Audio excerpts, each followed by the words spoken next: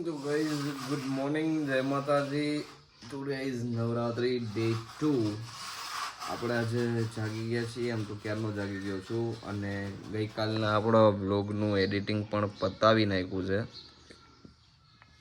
પણ તોય હજી મને એવું લાગે છે કે આજે આપણે લેટ કહેવાય. અત્યારે 8 વાગ્યા છે અને આ લેટ ટાઈમ આપણે અત્યારે નવરાત્રિના ટાઈમમાં તો ગમતો જ નથી. તો ચાલો જલ્દીથી તૈયાર થઈ જાય, એકદમ મસ્ત રેડી થઈ અને માતાજીના દર્શન કરવા માટે નીકળી જઈએ.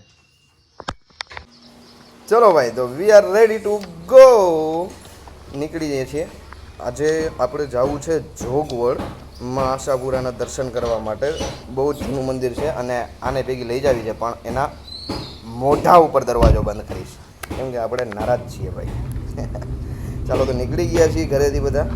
રસ્તામાં ઈંગુબાના અને શિવના તોફાન બહુ ઝાઝા હાલે છે, માથાકૂટ હાલે છે. જો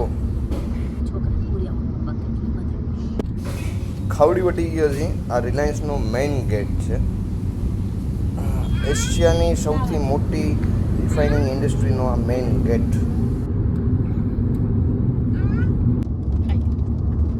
પગ ઊંચો કરતો ઓલો પગ ઊંચો કરતો. જઈ લે કર્યું ખમદાણ. જઈ લે.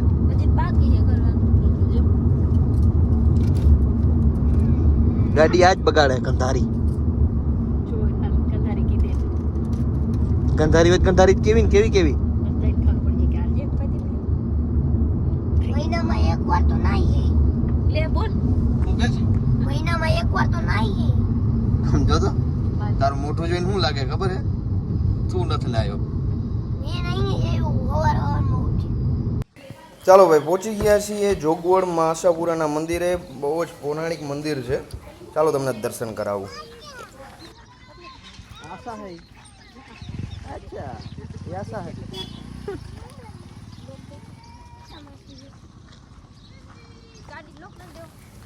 આ સૌથી પહેલાં તો એન્ટ્રી છે અને અહીંયા બહુ જ મસ્ત મજાનું પિકનિક સ્પોટે કહી શકાય આપણે. એટલું જબરજસ્ત જગ્યા છે. ઘણા બધા લોકો પિકનિક મનાવવા માટે આવે છે, એટલા માટે કહું છું ભાઈ, બરાબર. અને અહીંયાથી રાઈટ હેન્ડ સાઈડ એક વડ છે, ત્યાં પણ હું તમને દર્શન કરવા માટે લઈ જઈશ. સૌથી પહેલાં તો આ ધજાના દર્શન કરી લ્યો. અને ધજાના દર્શન એટલા માટે કરાવું છું કેમ કે મંદિરની અંદર ભાઈ કેમેરો એલાઉડ નથી. આ મંદિરે આજ પણ હજી લાઇટ પણ નથી.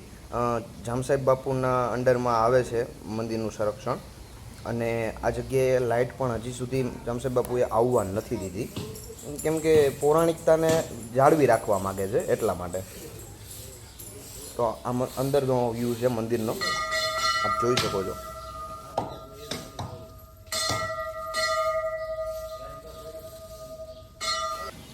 ઠીક છે, તો દર્શન કરી લીધા છે. દર્શન કરતાની હારે જ બહાર નીકળી ગયા છે. બહારની બાજુ ગેટની સામે જ એક્ઝેક્ટલી એક વાવ છે. વાવ તો નહીં પણ કૂવો છે, કૂવો બાંધેલો છે. ત્યાં જઈએ છીએ.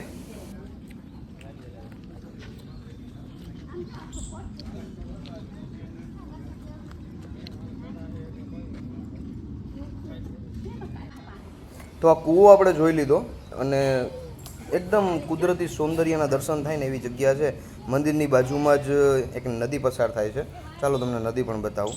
પણ નદીમાં ભાઈ અત્યારે સાચું કહું ને તો પબ્લિકે બહુ જ કચરો કર્યો છે, બહુ જ ગંદકી ફેલાવી છે. આ નદી છે, આપ જોઈ શકો છો. બેડવાળી નદી મારા ખ્યાલથી લગભગ આવતી હશે, મને ફાઇનલ નથી ખબર, પણ આ તમે કચરો જુઓ શું હાલત કરી છે અહીંયાની. ખરેખર જો આ નદી ચોખ્ખી હોય તો અહીંયાનું પાણી કેટલું બધું યુઝમાં આવી શકે.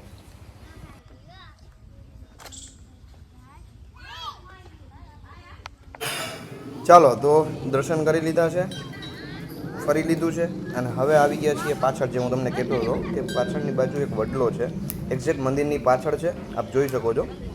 અને આ વડલામાં માતાજી પ્રસન્ન થયા છે. લગભગ જૂનો થડો અહીંયા જ છે. તમને દર્શન કરાવી દો.